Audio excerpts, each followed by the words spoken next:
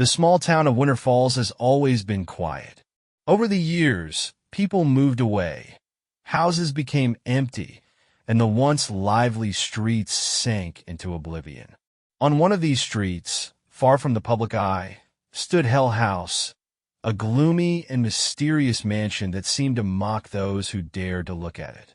The legends about the house were known to everyone in the city. Locals said that it was home to something more than just silence. Whispers, shadow movements, and eerie reflections in the mirrors were the things that surrounded the reputation of this place. But even with this disturbing history, the disappearance of a teenager named Daniel Miles shook everyone. Daniel was last seen at the gates of Hell House with his friends. According to them, he entered the house but never came out. The police quickly closed the case, claiming that it was probably a runaway. But those who knew Daniel were sure that the house was to blame. Alice Carter read about it in one of the news portals. The paranormal investigator had come across places that hid more than what appeared at first glance. Hell House was next on her list. Alice arrived in Winter Falls with her team. The town greeted them with silence. People looked down when they asked about Hell House. It seemed that the mere mention of it made the locals anxious. The library is always a good place to start, Alice said as they approached a small building with peeling walls. Inside, they were greeted by an elderly librarian with a penetrating gaze. She listened intently to their questions and then handed over some yellowed newspapers. "You're not the first one to know about this house," she said, wiping her glasses. "But nothing good has come of it." The newspapers contained articles that told of Hell House's past. They were particularly interested in Thomas Graves, the owner of the house. He was known as an eccentric rich man who had amassed a collection of antique mirrors. The articles said that these mirrors showed more than they should have. "Mirrors are like a portal," Sarah muttered as she read the article. Hell House was exactly as it had been described. It was old, dilapidated, with tall windows that showed only darkness. The facade had cracked paint, and the iron gate creaked even with the slightest movement. "It looks waiting," Jack said. Alice stopped in front of the door, peering through the dark windows. She had the feeling that the house was looking back. They went inside. The first steps on the wooden floor were met with a loud creak, as if the house immediately sensed their presence. The main hall was spacious but empty. An ancient fireplace, dusty paintings, and ruined furniture all indicated that no one had lived here for a long time. However, the biggest draw was the large mirror above the fireplace. Its frame was carved with intricate patterns, and the glass remained spotlessly clean despite the general decay. Alice stared at her reflection, and for a second, she thought a shadow appeared behind her. She turned around sharply, but the room was empty. The team began setting up the equipment. Michael placed cameras in all the key rooms, Sarah set up motion sensors, and Jack investigated the east wing of the house. The first anomalies appeared quickly. The cameras recorded shadow movements in rooms where no one was present. The motion sensors on the second floor started to go off, although there was no explanation. Michael showed the recording from the large mirror. For a moment, a shadow appeared in it, moving behind Alice. "It's just a glitch," Jack tried to reassure her, but his voice was shaking. Alice did not answer. She walked over to the mirror and looked into it. It seemed to her that her reflection was lingering, as if someone on the other side was copying her movements with a delay. "This place is trying to tell us something," she said. On the second day, the team decided to explore a room marked on the map as the Gallery of Mirrors. A long corridor with dozens of mirrors of various shapes and sizes greeted them with eerie silence. Alice stopped in front of one of the mirrors and saw her reflection change. It looked older, tired, with anxiety in its eyes. She stepped back, but the reflection lingered for a second longer. "It's not just a reflection," she whispered. Meanwhile, Jack, who had fallen behind the group, heard a soft whisper from down the hall. He radioed in, but when the team returned, his radio was on the floor and Jack was nowhere to be seen. Jack disappeared as suddenly as Daniel, leaving behind only a walkie-talkie lying on the floor at the end of a long corridor. The air in the gallery of mirrors seemed thick, as if every breath was a test. The corridor, surrounded by dozens of mirrors, seemed to be alive, increasing the feeling of an invisible threat. Alice stepped forward, feeling her every step echo in the silence. The mirrors didn't just reflect reality. Something else lived in their depths. She saw herself in each of them, but her reflection looked strange, like an alien version of herself, mockingly watching her every move.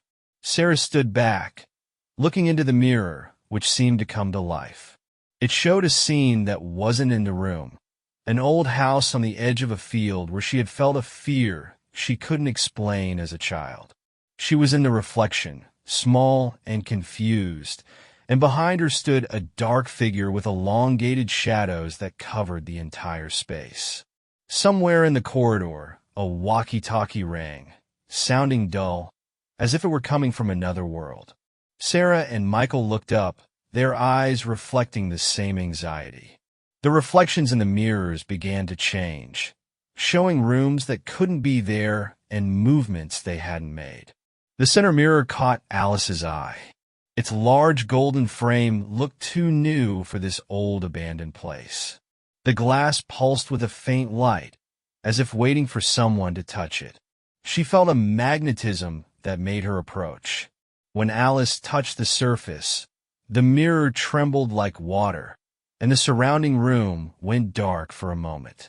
Her own reflection froze, even though she turned her head. Then Jack appeared in the glass. He stood motionless, his eyes blank, and his face seemed frozen in an expression Alice had never seen before. Michael came closer, but Alice gestured for him to stop. She realized that this was only an image, not a real person. Her instincts screamed that they were on the verge of something much worse. The gallery of mirrors began to change. The glass in the mirrors cracked. The surface bent, as if someone from the inside was trying to pierce them.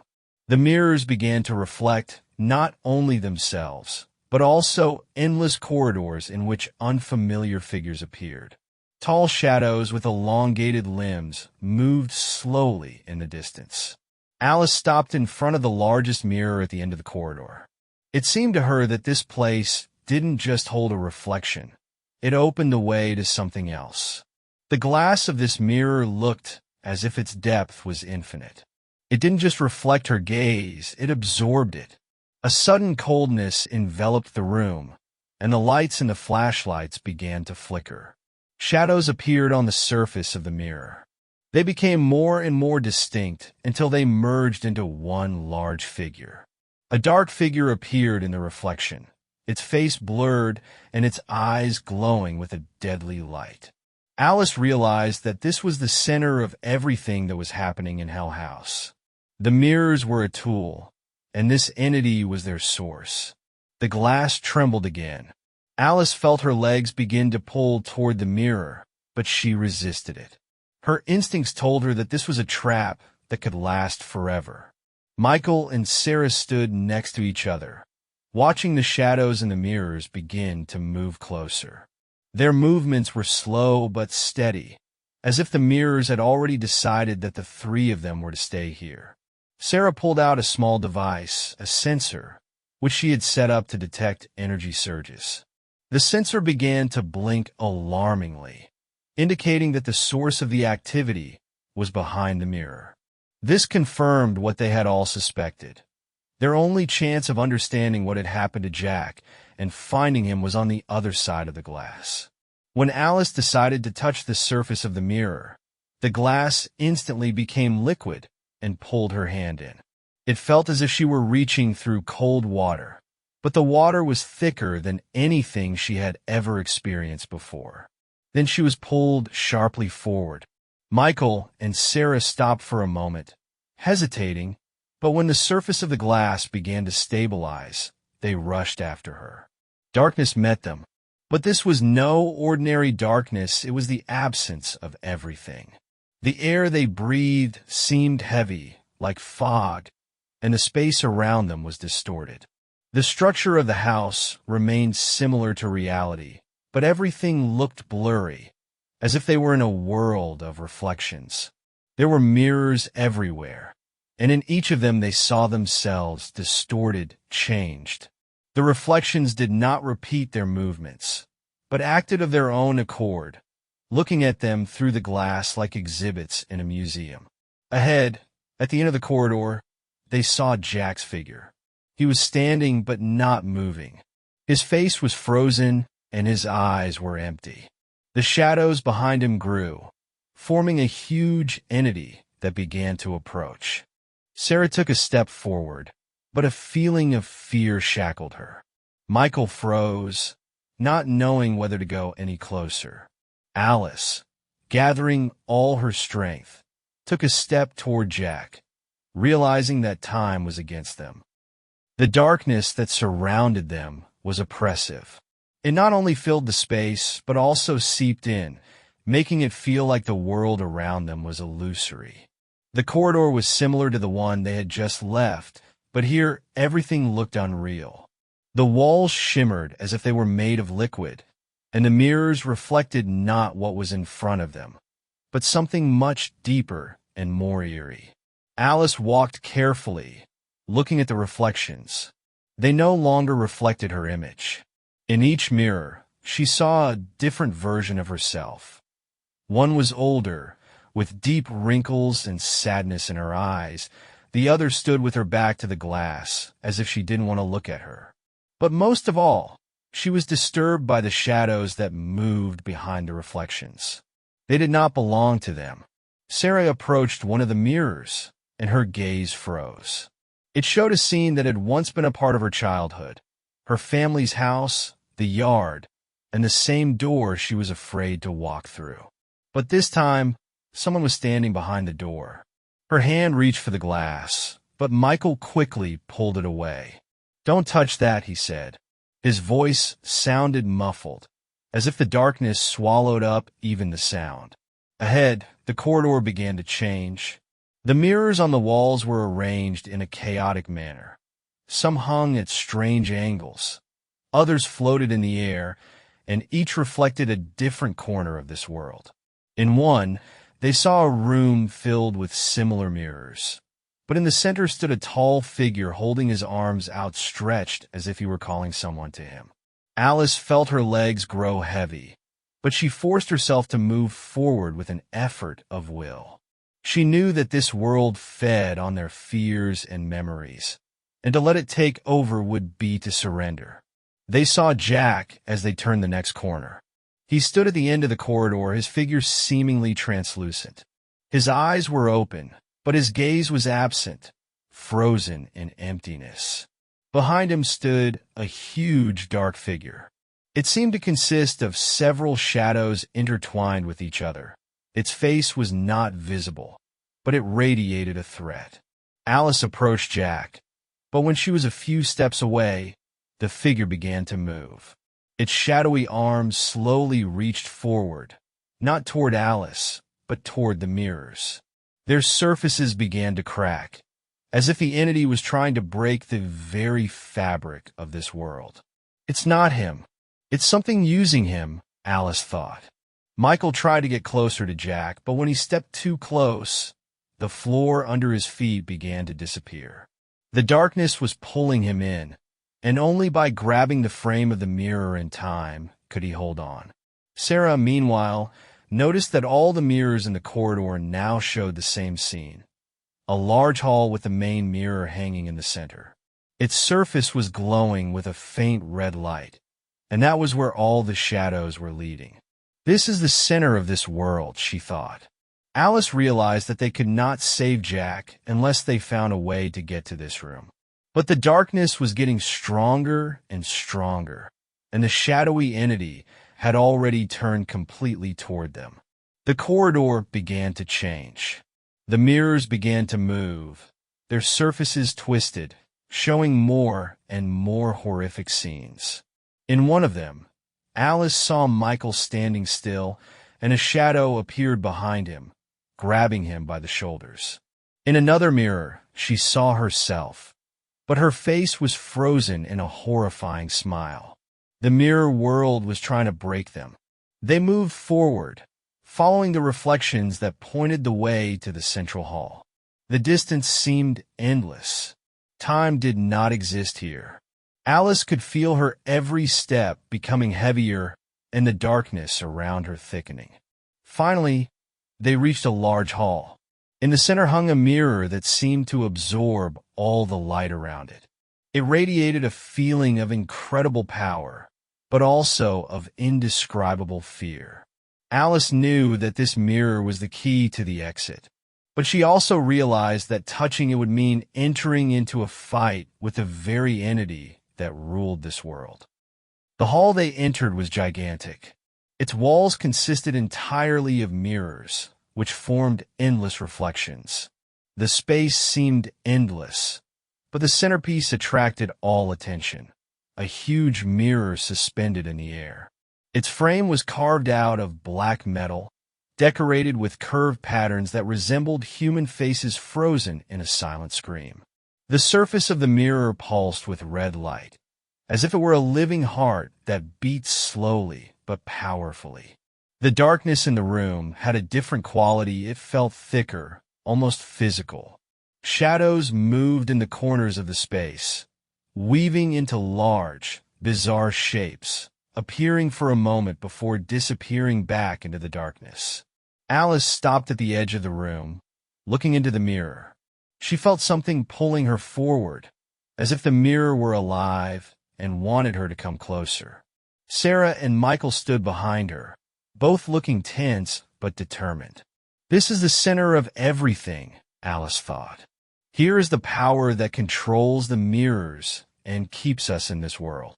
As they approached the mirror, a figure emerged from the shadows. It was the same dark entity that had been stalking them in the hallway, but now it was bigger, stronger, as if it felt its territory had been violated. Its shape was unstable, its shadows constantly changing, but its bright eyes remained fixed on them. The entity stretched out long, arm-like appendages that reached out to Sarah and Michael. The feeling of coldness was unbearable, as if life itself was leaving the room. Alice acted quickly. She pulled out the symbolic pendant she had brought with her and pointed it at the figure. The light that came from the pendant was weak, but enough to trap the entity. The shadows stopped, but the mirror began to shake as if from an earthquake. It's protecting itself, Alice realized. The reflections in the mirror began to change. Jack appeared on the surface. He stood in a dark space, surrounded by similar mirrors. His eyes were blank, but his lips were moving as if he was trying to say something. Sarah ran forward, wanted to touch the surface of the mirror, but Alice held her back. It's a trap. If we touch it, we'll get sucked in. They had to find another way. Sarah took out her motion sensor and pointed it at the mirror.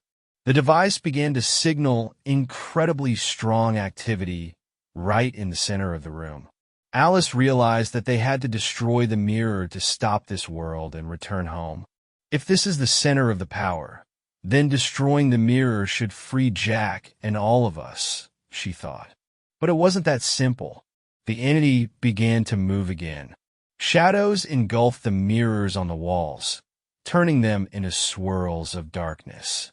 Michael raised his flashlight, but its light was absorbed almost immediately. Alice knew time was running out. She picked up the pendant and pointed it directly at the center mirror. The light began to expand, enveloping the frame. The mirror trembled and cracks appeared on its surface. The entity howled, a sound so powerful it made them all cover their ears. The darkness moved chaotically, shadows coming from all directions, trying to stop them. Sarah saw a large piece of mirror on the floor. She grabbed it and used it as a weapon, directing the shadow's reflections at herself. The darkness began to disappear, dissolving into thin air. Alice gathered all her strength and pressed the pendant on the mirror. It exploded, breaking into thousands of pieces. Light filled the space, and everything around her began to disappear. When they came to, they realized they were back in Hell House. Jack was lying on the floor next to them, looking exhausted but alive.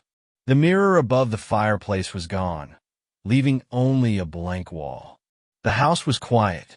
They felt as if something important had disappeared, as if the power that had ruled the place had finally left it. Alice looked at her friends.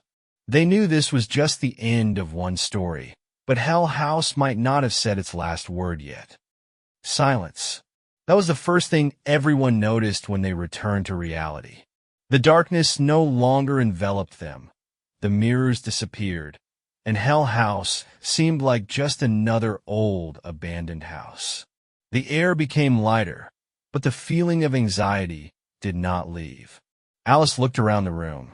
The ceiling was cracked, the furniture was covered with dust, and there were only traces on the walls where mirrors had once hung.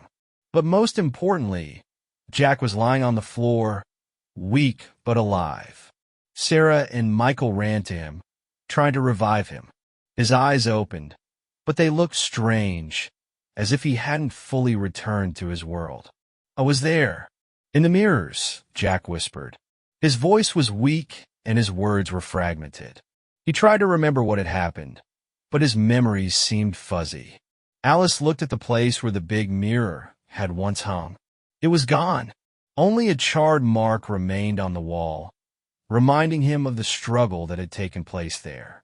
The team decided to leave Hell House as soon as possible. They helped Jack up and headed for the exit. But the house, although it looked calm, did not want to let them go so easily. As they walked through the corridor, the walls began to emit a slight groan, and the windows shook from the wind that was not there. The footsteps on the wooden floor sounded too loud, as if the house wanted to remember their every move. Sarah turned around and for a moment saw a shadow flicker at the far end of the corridor. She stopped, peering into the darkness, but saw nothing else. "Let's go faster," she muttered. As they opened the main door, harsh sunlight hit their eyes. It was like a breath of fresh air after being underwater for a long time. They left Hell House, but no one said a word until they reached the car. On the way back to the city, Jack told everything he remembered. He found himself in a world that looked like a maze. Mirrors surrounded him on all sides, and in each one he saw moments of his life, happy, sad, and those he wanted to forget. But something was hiding between these memories. A dark figure with empty eyes was watching him, as if waiting for him to make a mistake. She was talking to me, but her words were unclear, as if her voice was coming from everywhere at once, he said, looking out the car window. Alice knew they were facing something more than just ghosts or energy traces of the past. Hell House was a place where the line between reality and other worlds was blurred. They stopped the car on a hill overlooking the house. It stood quietly as before, surrounded by empty streets and old trees. But now there was something else in its silence, a silent observation. Alice felt a chill go down her spine. She couldn't shake the feeling that Hell House hadn't finished its story. The house had lost its mirrors, but its essence remained. As they drove away, Alice involuntarily looked in the rearview mirror. For a moment, she thought she saw a familiar figure in one of the windows of the house. A dark figure stood there, watching them. She looked away, but the feeling that they were still being followed remained. Later that night, in one of the apartments in the town, the lights suddenly went out. A small wall mirror hanging in the corridor suddenly glowed with a dull red light. Shadows began to appear on its surface, and a familiar howling sounded in the distance. Hell House seemed to have opened its doors again.